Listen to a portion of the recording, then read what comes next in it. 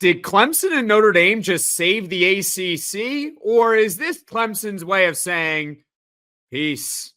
You're talking ball with the ACC Squad, sponsored by Gametime. From Florida State to North Carolina, from Syracuse to Miami, and from NC State to California, it's the local experts of the Locked On Podcast Network, bringing you scoops, breakdowns, and the most comprehensive preview of the upcoming ACC weekend. Hang on, it could get loud, it could get heated, and it will definitely be fun. Squad up, you're part of the ACC Squad. Hello and welcome everyone into Locked On ACC Squad. I'm Jackson Holzer, the host of Locked On Syracuse, and we got 5 members here of the ACC here on the Locked On Podcast Network. Kenton Gibbs and Grayson Boone, the hosts of Locked On Wolfpack. We got AJ Black, the host of Locked On Boston College, and we got a newbie, a fresh face who's kind of in the ACC, and well, this topic today is kind of relevant here. Tyler Wojak, the host of Locked On Irish. You know what we're talking about on the squad, folks. Clemson and Notre Dame, a 12-year deal. Holy crap. Did this just save the ACC, or is Clemson saying, we're out the door? Plus, later on in the show, early top 25 basketball in the ACC. Not a lot of representation. All that and more here on this edition of the Locked On ACC Squad. But before we get to everything, today's episode is brought to you by Gametime. Download the Gametime app, create an account, and use code LOCKEDONCollege for $20 off your first purchase. So, folks, in case you all missed it, this happened on Tuesday afternoon. You're now watching and listening to this on Thursday evening. Clemson and Notre Dame football agreed to an annual home and home 12 consecutive years running from 2027 through 2038. And Tyler, let's start with you. From a Notre Dame perspective, what are your thoughts on this? I think it's great for Notre Dame. I also think it's great for college football as a whole, because one thing that we've been talking about just in college football throughout much of the past decade plus is the end of a lot of traditional rivalries. I think it's been the biggest downside to conference realignment is we've seen a lot of great storied rivalries just disappear because it's not really feasible. But one thing that we don't normally talk about is the creation of new rivalries. And I think that Notre Dame and Clemson is going to be a great modern rivalry that did not exist 15 years ago. It was not really even a thing. But over the course of the past 15 years, there have been a lot of terrific games between these two teams with really high stakes. I mean, you think back to basically the end of Clemsoning in 2015 when Clemson knocked off Notre Dame in a hurricane. It was an unbelievable game between two really good teams. That was awesome. There have been more great games between these two schools. And I think that with each passing year, as these matchups have gotten better and better, me personally as a fan, I'm like, I want more of this. And it was kind of unfortunate they would just kind of come and go here and there. I mean, they even had a college football playoff game together, but it felt like a rivalry was brewing. And now it's basically official. The fact that these two schools came together and said, hey, we should do this every single year. I think it's a great step forward. And I think it's going to be one of the first examples of these new rivalries that didn't exist before conference realignment that we're going to start to see going forward. That's how you know Tyler don't give a damn about the ACC. He said it's great for college football and it's great for Notre Dame. You notice how he intentionally didn't say it's great for the ACC? Because it's terrible for the ACC. This is Clemson's way of saying, hey, I'm going. Just imagine if you and your old lady live together. Y'all got the same cell phone plan and all that. And then all of a sudden she's like, actually, I think I want to go over to T-Mobile. Wait, why is that? Why aren't we going over to T-Mobile? What's happening here? Because you already got an agreement. The agreement was already in place for the ACC to specifically allow Florida State, Clemson, and Miami to play Notre Dame more.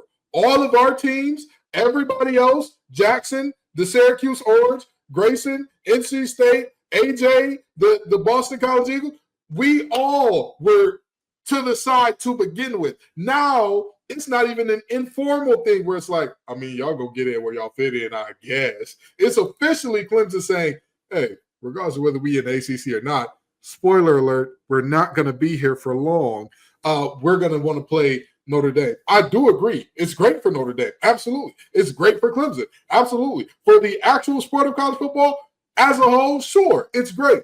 But for the ACC, this is one of the biggest writing on the wall moments to say, in the words of Keith Sweat, I'm not gonna be here for long, because they are gone.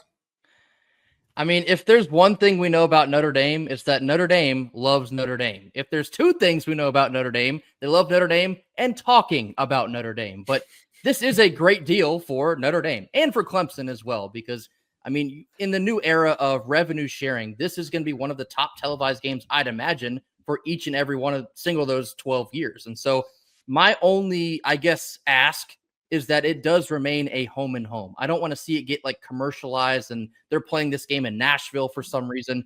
As a pure college football enjoyer, I think this is good for the sport, but it needs to be home and home. That is where you see rivalry, or I guess new rivalries like this one. That's where it becomes very real. And so, you know, for Clemson and the ACC here, I was initially thinking to myself, maybe this will be good for an ACC. It's almost like an anchor of sorts with Notre Dame, but then I come to find out that this deal will be good if Clemson is in the ACC or not in the ACC. So this honestly doesn't really matter for the ACC. It might even be a bad thing if you look at Clemson potentially leaving in like 4 to 5 years. So on a college football front, yes, it's a good thing, but for the ACC, it doesn't really matter.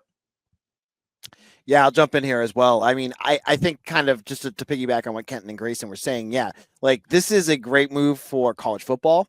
I go back to the COVID days. I remember watching the Notre Dame and Clemson matchups there. Those were incredible games. But for the ACC itself, this is not good. This is not something that's going to help the conference. And I know people are going to hit the comments. AJ, you talk about Boston College. You're irrelevant. You're the reason we're here. I get it. I'm not. Well, hold on, AJ. It's not your fault. Okay, I was just about to say there's a specific school whose former quarterback helped his son get a promotion at Waycott. Never mind. We're not going to get into that right now. But AJ, you're not the reason that we're in this position. It's also not AJ's fault. It's not your fault. I am the face of Boston College, apparently. I don't know where that came from, but apparently because I'm the only one left that still talks about the school, this is where it goes, right? You might actually be. I think I am. I don't really know many other Boston College podcasts. There's one other podcast out there that exists, and then there's me, and I'm the nut that talks about Boston College. But that's not here or there. Look, BC and Notre Dame, big rivalry, holy war. I went to BC when BC was kicking Notre Dame's butt every year. That hasn't happened in 15 years. Clemson and Notre Dame is a much better rivalry now, and it is great. But it feels like this was all done with Jim Phillips whistling in the doorway while no one's watching what's going on, and they make this move, and it does nothing to really help the conference. But you know, the conference is on death's door anyways. Like, you know, they've made these moves to make this conference stronger with the brand, you know, the brand incentives and the winning incentives. But that's all putting a Band-Aid on the hole in the wall. You know what I mean? Like, this is not a healthy conference right now. And this is just another move that shows me, yeah, we're still here, but it seems like in just a couple of years, this is all going to fall apart. Well, I think there is one way where it's actually pretty good. Well, go for it. Tell us. Well, the one way where it might be actually decent for the conference is the new structure in place where you get more money from the conference by your TV ratings. So by Clemson and Notre Dame getting better TV ratings, or really it's Clemson, maybe that incentivizes them to stay in the conference more?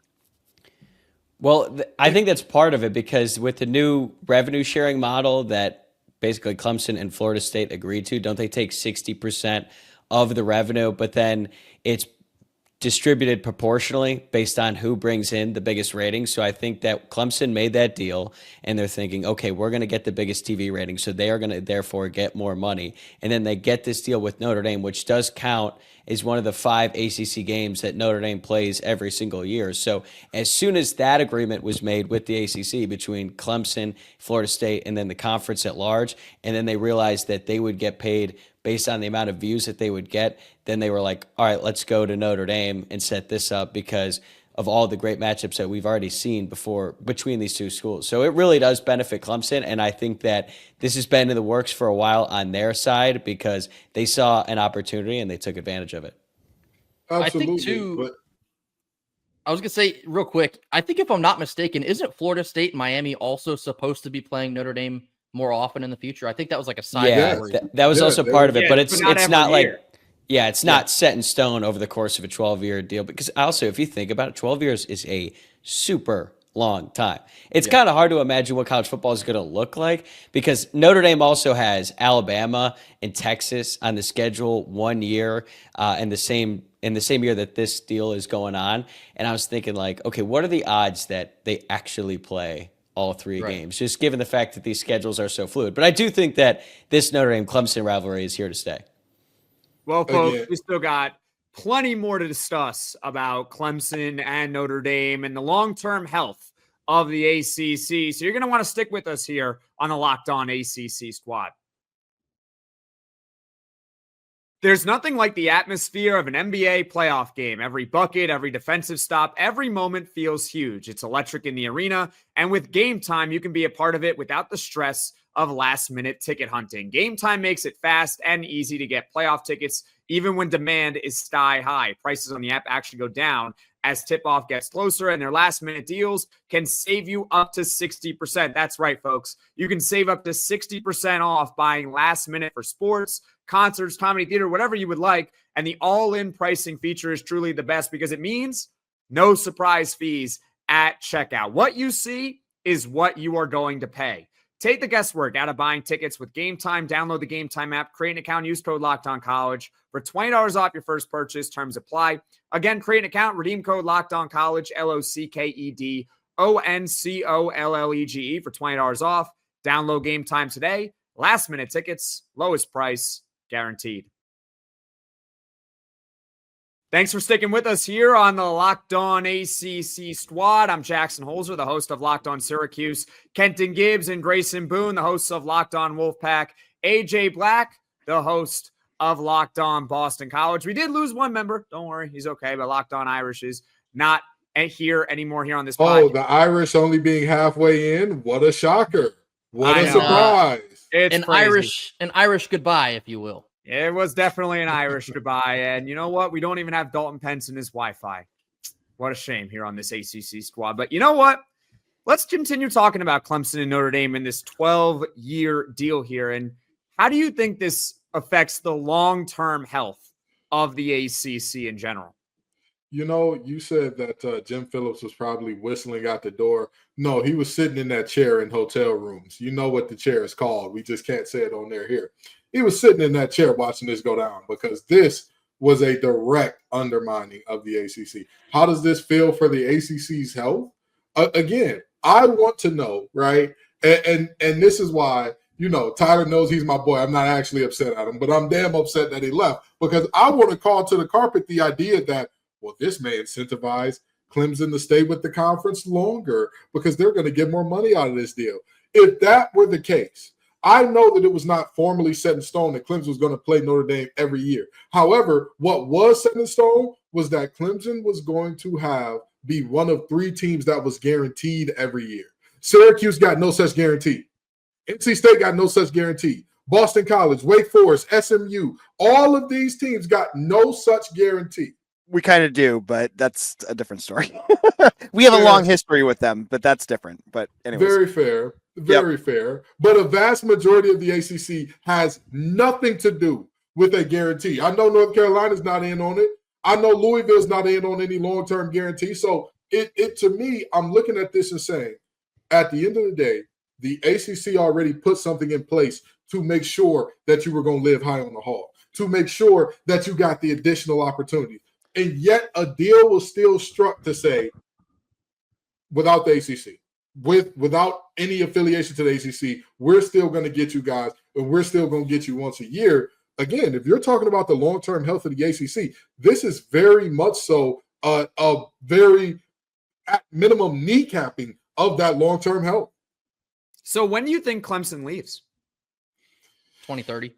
I would say 2029, 2030 as well, because that way it aligns perfectly when the new TV deal is up for the Big Ten and the SEC, I believe. Fair enough. And I was also thinking about this from a Clemson perspective even more. It's a win-win no matter what. Like, this is the most brilliant thing that they could have possibly done here, because either they can stay in the ACC for basically as long as they want and can get more money than basically every other school because they're going to be playing Notre Dame every year, or when they decide to leave the ACC, which feels like it's inevitable at this point, well, they kind of look pretty attractive because they're playing Notre Dame every year. Don't you think? Absolutely. Yeah, I mean, for Clemson, this is a no lose situation for that. I mean, they're gonna, they're building their profile for when they hit free agency, right? Like, they know in a couple of years they're going to be out of the ACC. They're going to look at the Big Ten. They're going to look at the SEC. Their job, just like anyone looking for a new job out there, is to build their portfolio, build their resume to make them the most attractive to the programs that are going to look at them. Now, they got to do that. If they're going to try to get to the SEC, they got to make it really high, because South Carolina is going to be looking at them saying, I don't want them here. The Big Ten, they're going to be much more attractive because they don't have that piece down in South Carolina. But regardless, both of those conferences, Clemson does not want to close any doors. So to make themselves look as attractive as they can, like a long-term schedule against Notre Dame, where you're playing a playoff team that's going to be a perennial playoff team every single year, is going to only help them. And even if they're not a playoff team, it's Notre Dame.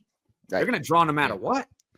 Yeah, you got to figure that this matchup, it's probably going to get College Game Day like every single year. And if it's not College Game Day, it's like the Saturday night ABC special. So the viewership will very much be there all throughout, the course of this deal, if it does end up going for 12 years.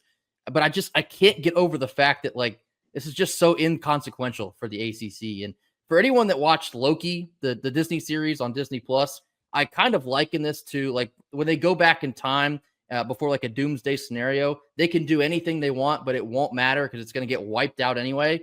That's what this feels like. The ACC can try and conjure up deals with Notre Dame, and it feels good and looks good for Clemson, but it's not going to matter come in 2030. Clemson's going to be out of here. Florida State's going to be out of here. Probably Miami's going to be out of here. It's almost inevitable at this point. So while this is a good deal for Clemson, it doesn't help out Boston College. It doesn't help out UNC. I can't believe I just said that. It doesn't help out NC State or Georgia Tech or Syracuse. It's just so inconsequential. But sure, good for the Tigers, good for the Irish, even though we still are getting used by the Notre Dame Fighting Irish for unknown reasons. But, it is what it is. And in terms of it being a win-win for Clemson, I don't think there's any argument or doubt there.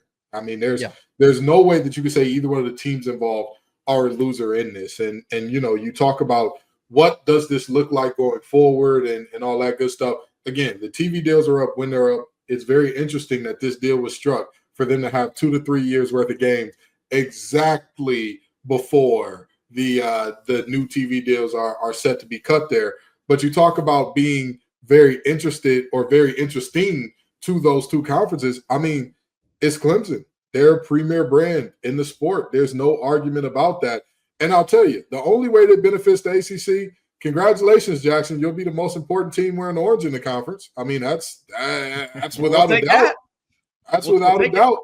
But again, everything else, this is a direct detriment to the ACC. You could probably take those little crumbs of 2-3 years where you're like, oh, look, we had really good ratings for this one particular game.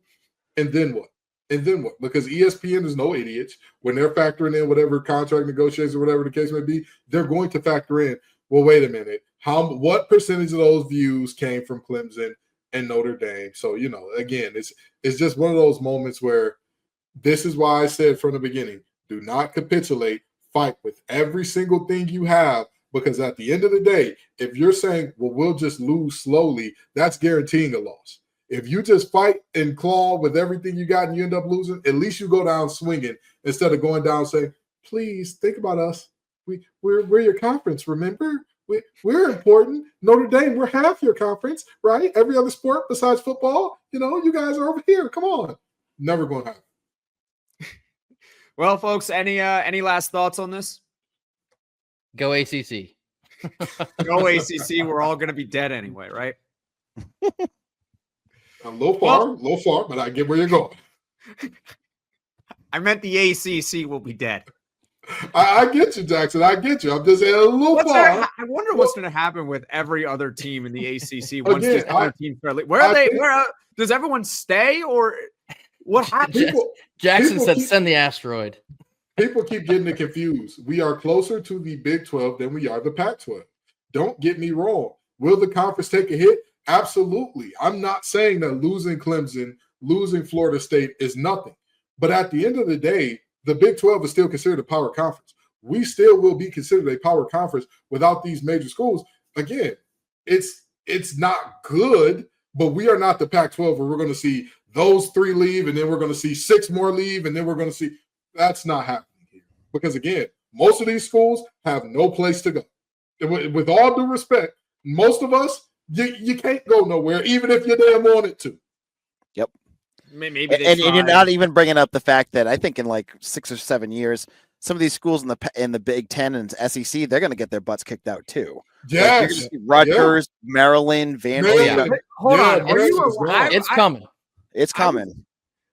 Are you allowed to kick members out? Well, once the media deal's gone and they don't want to pay them the same amount. Like, aren't you? I feel like, really? Yes. I'm dumb. When they go to the media rights table and Fox or ESPN says to them, we're going to pay you $40 million, but we're not paying Maryland $40 million. We're not paying Illinois $40 million. We're going to be paying Michigan and Ohio. They're going to do that kind of stuff. And then those other schools, they'll be coming towards us. And then you'll see a whole new conference that's, got other programs that you're not even expecting to join us coming soon. You know that Adam Silver meme? Like, get ready to learn, you know what? Yeah. Maryland, get ready to learn ACC. Illinois, get ready to learn ACC. Here we go. Hey, I love Brett Bielema. I would love to see Brett Bielema in the ACC. If Illinois goes to the ACC, well, suddenly Syracuse has another orange team to compete with. Oh, damn. You lost your orange relevance just like that. Orange supremacy will not be tolerated in the ACC. Oh, we'll still win it anyway. We'll be better than Illinois at something. I don't know what, but it'll be something. All right. Water polo and badminton always there. What? I said water polo and badminton always there. The country club sports. There you go. Which one lacrosse? Oh, lacrosse we own pretty much everyone. There you go.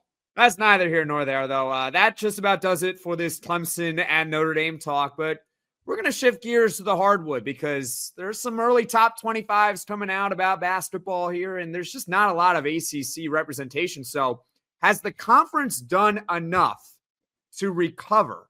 That's coming up next on Locked On ACC Squad.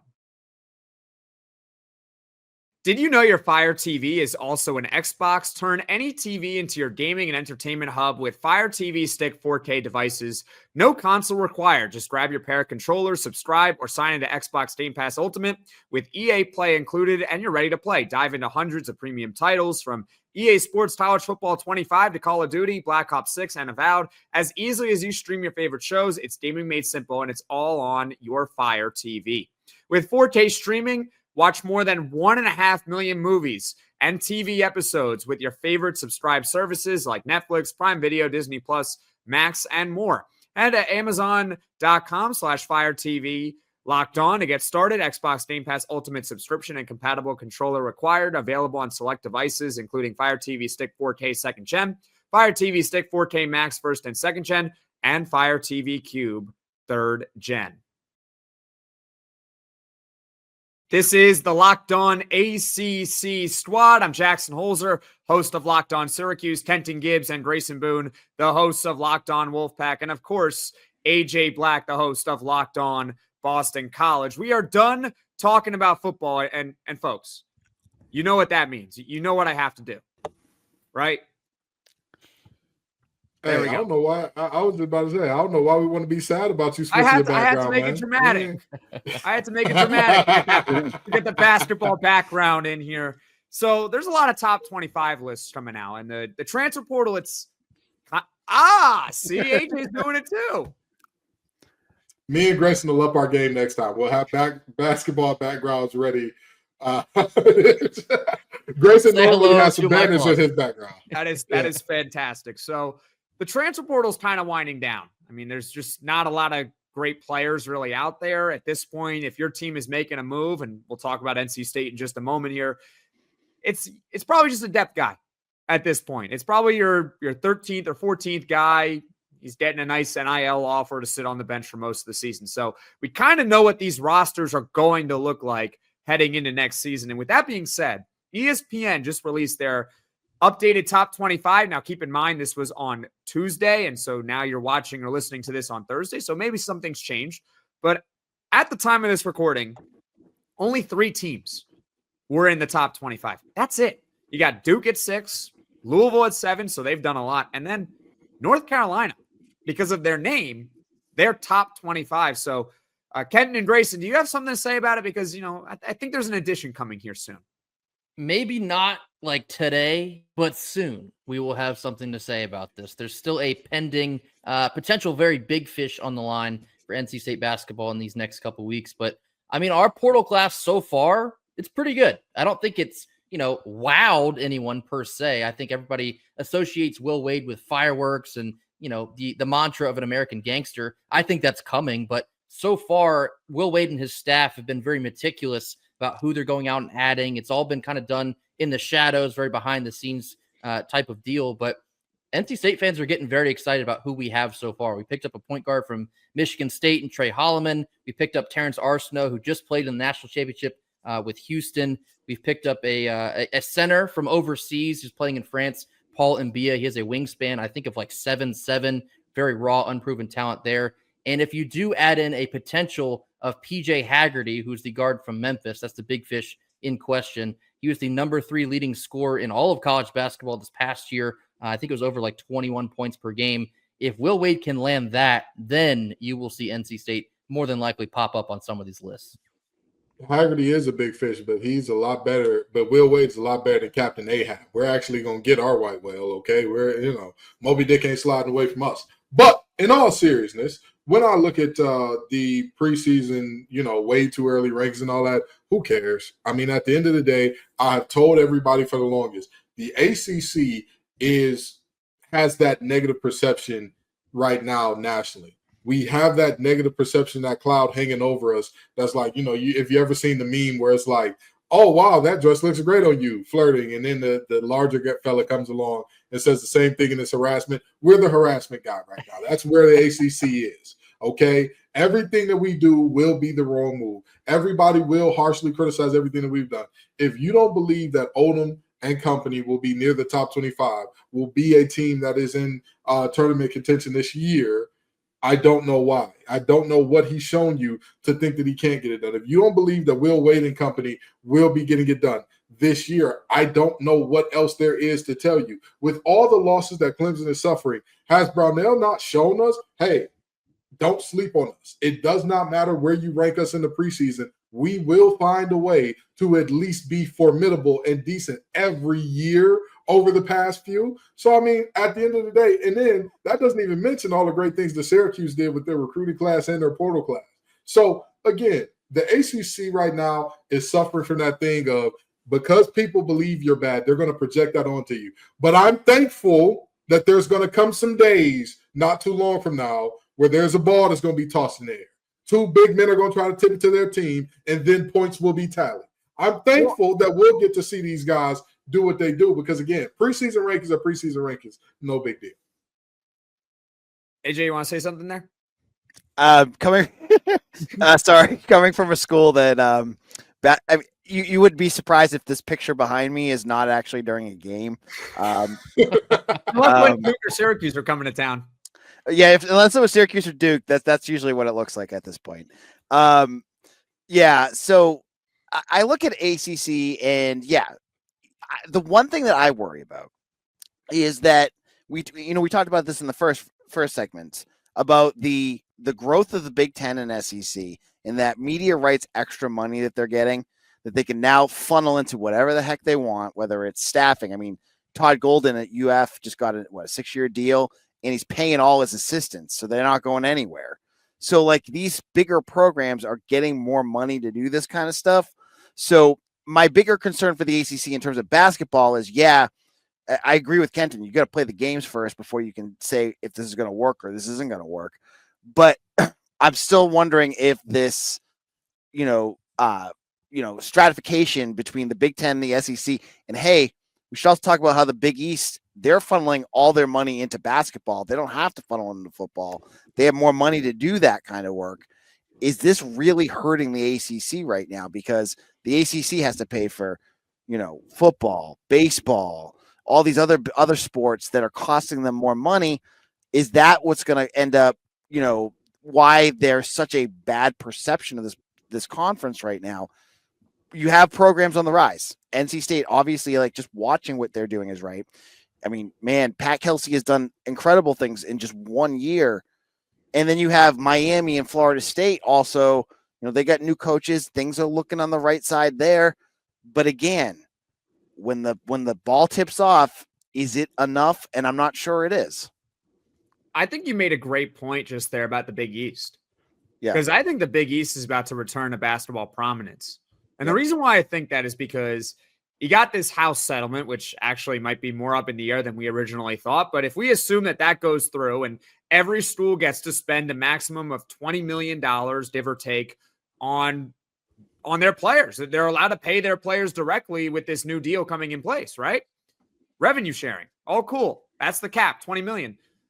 The SEC, the ACC, Big 10, Big 12, they got to pay football players too.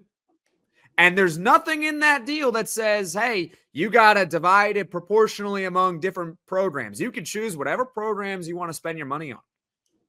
What do you think the Big East is going to do? They're going to funnel most of that $20 million. Basketball. That's what they're going to do. I think you run into a problem with that because we're assuming that everybody's going to hit the max of $20 million. Do you think that the Big East is going to be making $20 million per school when basketball is their only revenue generator? Might still be able to spend a lot more, even if they're spent. How much are the SEC schools and how much are not even SEC? How much are the programs that have football teams? How much are they going to be putting in their football? And then how much are they going to have left over to use on basketball? So all the Big East would have to do is spend more than whatever program is going to put on basketball. That's all they got to do. They don't even have to hit $20 million. So here's what I believe will most likely happen if the House settlement comes to fruition. Because one thing that I'm coming to realize more and more and looking at the language of this thing, NIL will not be impacted in a significant way. As much as all of these folks want it to be and everybody wants it to be, there'll be great scrutiny on all of your NIL things and you'll have to prove that you're providing value. Well, Jackson, how does one do that, right? You can't. How you much? Can't how cap much? NIL. We've had this conversation. Exactly. Beyonce did one commercial for Levi jeans. She didn't do an entire press rollout where she was going around the country in Levi jeans. How much did they have to pay her for that? Right? You can't determine, that Beyonce shouldn't have gotten that and that's illegal now because the NIL says so. And mind you, I know that I'm talking about Beyonce, but now flip that to whatever football player.